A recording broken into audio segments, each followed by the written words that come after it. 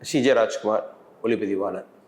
மிக சமீபத்தில் ரேக்க சித்திரம் ஒரு மலையாளம் ஃபிலிம் சங்கராந்தி பொங்கல் சமயத்தில் ரிலீஸ் ஆகி ஒரு பெரிய அதிர்வுகளை ஏற்படுத்திகிட்டு இருக்கு.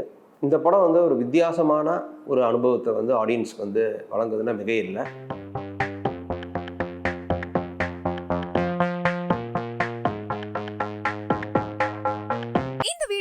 உங்களுக்கு வழங்குபவர்கள் பேசஸ் பே, secure digital payments with multiple features and great success rate. இந்த படத்தை டைரக்ட் பண்ணது ஜோஃபின் டி சாக்கோ. இவர் ஏற்கனவே ப்ரீஸ்ட் அப்படின்ற மலையாள படம் மம்முட்டியை வச்சு அவர் டைரக்ட் பண்ணி அந்த படம் வந்து பெரிய வெற்றி ஈட்டியது. அதுக்கப்புறம் வந்து இப்போ ரேக்க சித்திரம் வந்து வெளியாயிருக்கு.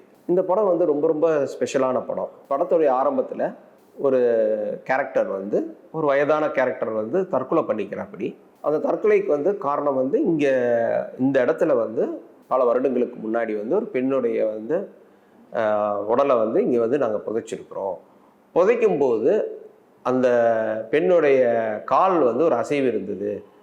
அதை எல்லாமே வந்து நாங்கள் வந்து மீறி அந்த பெண்ணுடைய உடலை வந்து நாங்கள் இங்கே பதிச்சிருக்கிறோம்.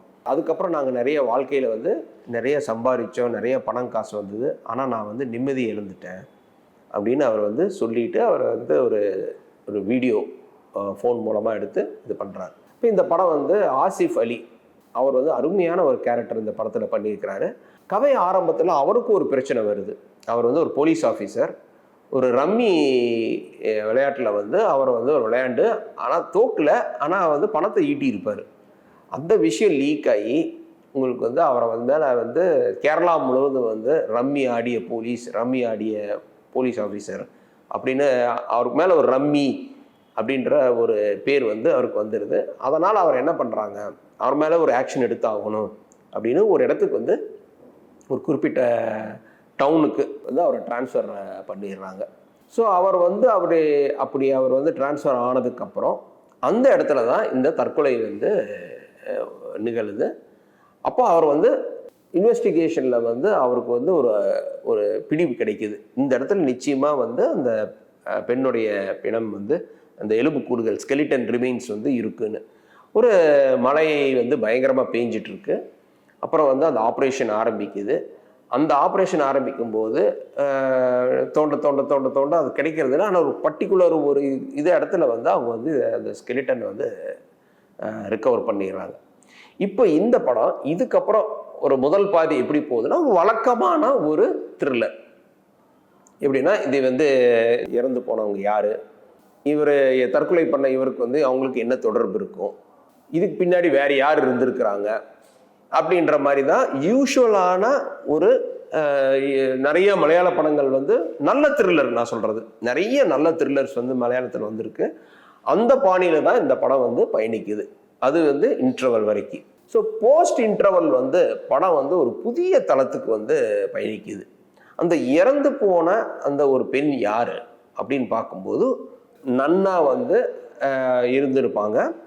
80களில் வந்து பரதன் வந்து ஒரு படம் எடுக்கும்போது அந்த ஷூட்டிங் ஸ்பாட்டில் மம்முட்டி நடித்த படம், அந்த ஷூட்டிங் ஸ்பாட்டில் அவங்க வந்து ஒரு ஜூனியர் ஆர்டிஸ்டாக வந்து அதில் ஒரு வீடியோ கிளிப் வந்து கிடைக்குது. இப்போ தான் அந்த படம் வந்து வேறொரு கோணத்துக்கு வந்து முற்றிலுமாக மாறுது. ஸோ அப்போ இந்த படம் வந்து எப்படி அதுக்கப்புறம் பயணிக்குதுன்னா ஒரு 80களில் வந்து late 80s and early 90s அந்த ஒரு மலையாள படம் ஷூட்டிங், அந்த ஷூட்டிங்கில் மம்முட்டி வந்து ஏஐ மூலமாக அந்த டைமில் மம்முட்டி எப்படி இருப்பாரோ தத்ரூபமாக உருவாக்கி இருக்கிறாங்க.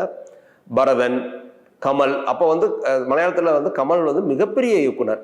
அவர் வந்து அப்போ வந்து பரதனுக்கு வந்து ஒரு அசோசியேட்டாக வேலை செய்கிறாரு. ஸோ இந்த மலையாளம் தெரிஞ்ச ஆடியன்ஸுக்கு வந்து இன்னும் இந்த ஏரியா வரும்போது ரொம்ப ஒரு ஃபெமிலியரான ஒரு ப்ராசஸ்க்குள்ளே போயிடுவாங்க. பட் அதர் மலையாளம் சினிமா பற்றி தெரியாதவர்களுக்கு வந்து இது வந்து ஒரு நல்ல அனுபவமாக தான் இருக்கும். ஒரு 80களில் ஒரு ஆத்தென்டிக்காக ஒரு ஷூட்டிங் ஒரு படம் வந்து உருவாக்கம் வந்து எப்படி நடக்குது, அதில் ஒரு ஜூனியர் ஆர்டிஸ்ட் வந்து இவங்க வந்து எப்படி உள்ளே வர்றாங்க, அப்போ இவங்களுக்கு வந்து யார் இவங்களை சம்மந்தப்பட்டிருக்கிறாங்க, எதனால் இந்த அவங்க இறந்து போனதுக்கு என்ன மோட்டிவ் அப்படின்னு சொல்லி இந்த படம் வந்து ஒரு புதிய ஒரு டேர்ன் வந்து வருது. கிளைமேக்ஸில் வந்து ஒரு ஒரு எதிர்பாராத ஒரு ட்விஸ்ட்டை வந்து வச்சு இந்த படத்தை வந்து முடிக்கிறாங்க. இந்த படம் வந்து ஒரு பக்கம் வந்து என்னன்னா ஒரு மர்டர் மிஸ்ட்ரி, இன்னொரு பக்கம் வந்து ஒரு சினிமா வந்து ஒரு ஷூட்டிங் வந்து ஒரு 80களில் 90களில் எப்படி நடந்தது மலையாள பட ஷூட்டிங்கு, அதை வந்து பியூட்டிஃபுல்லாக இந்த படத்தில் வந்து கிரியேட் பண்ணியிருக்கிறாங்க. அந்த திரைப்படம் சுற்றிய ஒரு அனுபவங்களை வந்து ஆடியன்ஸுக்கு வந்து அருமையாக கொடுத்துருக்குறாங்க. அதில் ஒரு ஆம்பிஷியஸான ஒரு கதாபாத்திரம், தான் வந்து ஒரு ஜூனியர் ஆர்டிஸ்டாக இருக்கிறாங்க, அவங்க நம்புகிறாங்க ஒரு பெரிய ஹீரோயினாக ஒரு நாள் வர முடியும்னு. அவங்களுக்கு வந்து என்ன நேருது, எதனால் அவங்க கொலை செய்யப்படுறாங்க அப்படின்றது தான் இந்த படத்துடைய இறுதி கட்டம். அந்த இறுதி கட்டம் என்னென்னா, இந்த திரைப்படத்துக்கு சம்மந்தம் இல்லாதவங்க எப்படி வந்து இவங்களை வந்து கொலை பண்ணுறாங்க. அந்த ஷூட்டிங் நடந்துட்டு இருக்கிற டைம் இவங்களுக்கு வந்து வேற யாரு கூட ஒரு தொடர்பு வந்திருக்கு, யார் கொலை செஞ்சாங்க, எதற்காக கொலை செஞ்சாங்க அப்படின்றது தான் இந்த படத்துடைய கிளைமேக்ஸ் வந்து முடியுது. பொதுவாக இந்த மாதிரி இருந்தால் வந்து உங்களுக்கு வந்து ஒரு செக்ஸோட பேஸ்டாவோ ஏதோ ஒரு க்ரைமோ கொண்டு வந்திருப்பாங்க. இதில் அப்படி இல்லாமல் வேற ஏதோ ஒரு மணி மோட்டிவுக்கு யார் கொலை செஞ்சாங்க, இவங்க அப்படி இவங்க வந்து வசதியும் இல்லாதவங்க, ஷீ இஸ் அன் ஆம்பிஷியஸ் ஒரு ஜூனியர் ஆர்டிஸ்ட் தான். அப்போ இவங்களுக்கும் அந்த ஒரு பெரிய பணம் வந்து ஈட்டுவதற்கு இவங்க எப்படி தடையாக இருந்தாங்க, இவங்களை வந்து ஏன் கொலை செஞ்சாங்கன்ற மாதிரி ஒரு வினோதமான ஒரு உலகத்துக்கு வந்து இந்த படம் வந்து கொண்டு போகுது. கிளைமேக்ஸ் வந்து ரொம்ப சாட்டிஸ்ஃபைங்காக ரொம்ப த்ரில்லிங்காகவும் இந்த படம் முடியுது. ஆசிஃப் அலி வந்து ஒரு இன்வெஸ்டிகேஷன் ஆஃபீஸராக அவர் வந்து இது எப்படி அச்சீவ் பண்ணுறாரு, ரொம்ப சிக்கலான ஒரு பகுதிக்குள்ளே எப்படி போய் அந்த டீட்டெயில்ஸ் கலெக்ட் பண்ணுறாரு, அவருக்கு வந்து சேலஞ்சிங்காக என்ன தடை வந்து வருது, ஏற்கனவே ரம்மி போலீஸ்ன்ற வேற ஒரு முத்திரை குத்தப்பட்டிருக்கு. ஸோ அந்த இன்வெஸ்டிகேஷனுக்கு இவருக்கு என்னென்ன சேலஞ்சு ஃபேஸ் பண்ணுறாரு அப்படின்றது வந்து ரொம்ப பியூட்டிஃபுல்லாக பொயட்டிக்காகவும் இருக்குது இந்த படம். குறிப்பாக இரண்டாவது பாதி நம்ம வந்து ஒரு பார்த்திராத ஒரு உலகத்திற்கு வந்து நம்ம வந்து அழைத்து செல்கிறாரு இயக்குனர்.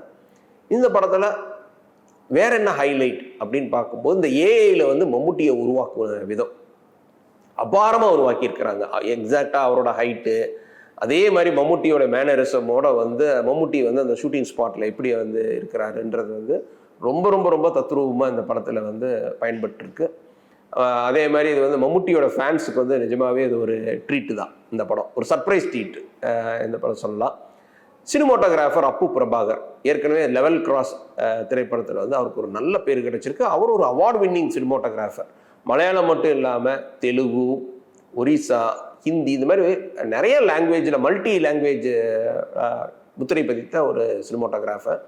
அவர் வந்து இந்த படத்தில் வந்து ஒரு விஷுவலி வந்து ஒரு நல்ல நரேட்டிவ் வந்து உருவாக்கி இருக்கிறாரு. குறிப்பாக வந்து கரண்ட் போர்ஷன் வந்து அவர் வந்து ரொம்ப மான்சூனிக்காக வந்து ப்ரெசென்ட் பண்ணியிருக்கிறாரு. ரொம்ப கிரே, ப்ளூ, அந்த மாதிரி ஒரு டீப்பான ஒரு கலர்ஸ் மூலமாக ரொம்ப கொஞ்சம் நல்ல சேச்சுரேஷனோட வச்சு ரொம்ப இன்ட்ரெஸ்டிங்கான ஒரு கரண்ட் போர்ஷன் பண்ணிட்டு, இந்த 80கள் போர்ஷன் வரும்போது பொதுவாக இந்த மாதிரியான படங்களுக்கு என்ன பண்ணுவாங்கன்னா ஒரு பிளாக் அண்ட் ஒயிட்டாவோ செஃபியா டோனோ இல்லை ஏதாவது ஒரு ஆரஞ்சு டோனோ அப்படி போயிடுவாங்க. இந்த படத்தில் அந்த மாதிரி எதுவுமே அவர் பண்ணாமல் 80களுக்கான உண்மையான நியூட்ரல் கலர்ஸை வச்சு அவர் வந்து ஒரு கான்ட்ராஸ்ட்டு, லைட்டிங்கு, சேச்சுரேஷன் லெவல், இதில் ரொம்ப ரியலிஸ்டிக்காக சட்டிலான ஒரு டிஃப்ரென்ஸை வந்து உருவாக்கி இருக்கிறாரு. இது ரொம்ப ரொம்ப நல்லா இருக்கு. நம்ம ஒரு படமாக பார்க்குறப்பவே என்ன ஒரு சீம்லெஸ்ஸாக வந்து இந்த படத்தை வந்து நம்ம பார்க்க முடியுது. ஸோ சடனாக வந்து பார்த்திங்கன்னா ஒரு ஃப்ளாஷ்பேக் போகும்போது கூட நம்ம டோன் மாறும்போது என்ன ஆகுதுன்னா நமக்கு ஒரு ஜம்ப் இருக்கிற மாதிரி இருக்கும். இந்த படத்தில் அந்த ஜம்ப் எல்லாம் எதுவுமே இல்லாமல் ரொம்ப வந்து ரியலிஸ்டிக்காக, இப்போ நம்ம 80களில் பார்த்த ஒரு கலர்ஸ் இருக்கும்ல, அந்த கலர்ஸை வந்து அருமையாக வந்து படத்தில் கொண்டு வந்திருக்கிறாரு. லைட்டிங்கு எல்லாமே வந்து இந்த படத்துக்கு வந்து ஒரு இன்டலெக்சுவல் பெர்செப்ஷனோட வந்திருக்கிற ஒரு இன்ட்ரெஸ்டிங்கான த்ரில்லர். இந்த படம் வந்து மிக சமீபத்தில் வந்து எல்லா இடங்கள்லையுமே வசூலில் வந்து பாக்ஸ் ஆஃபீஸ் ஹிட்டான படமாக வந்து உருவெடுத்துட்ருக்கு. குறிப்பாக வந்து மல்டி லாங்குவேஜஸில் மலையாளத்தில் தான் வந்து இங்கே ரிலீஸ் ஆகிருக்கு. ஒரு 15 ஷோ தான் வந்து சென்னையில் ரிலீஸ் ஆகிருந்தது. இப்போ 24 ஷோஸ் வந்து இன்க்ரீஸ் ஆகிட்டு இருக்கு. இதே மாதிரி ஆந்திராவில், அதே மாதிரி நார்த் பெல்ட்டில் இந்த படத்துடைய வியாபாரம் வந்து கூடிட்டே போகுது. காரணம் வந்து என்ன அப்படின்னா இந்த படத்துடைய word of mouth talk. Audience வந்து இந்த படம் பார்க்குறவங்க எல்லாருமே வந்து ரொம்ப திருப்திகரமான ஒரு த்ரில்லராக இருக்குது, புதிய அனுபவமாக இருக்குது அப்படின்னு சொல்லியிருக்கிறாங்க. 2025ஆம் ஆண்டு ஆரம்பமே வந்து அமர்க்கலமாக ஆரம்பிச்சிருக்கிறாங்க மலையாளம் சினிமா.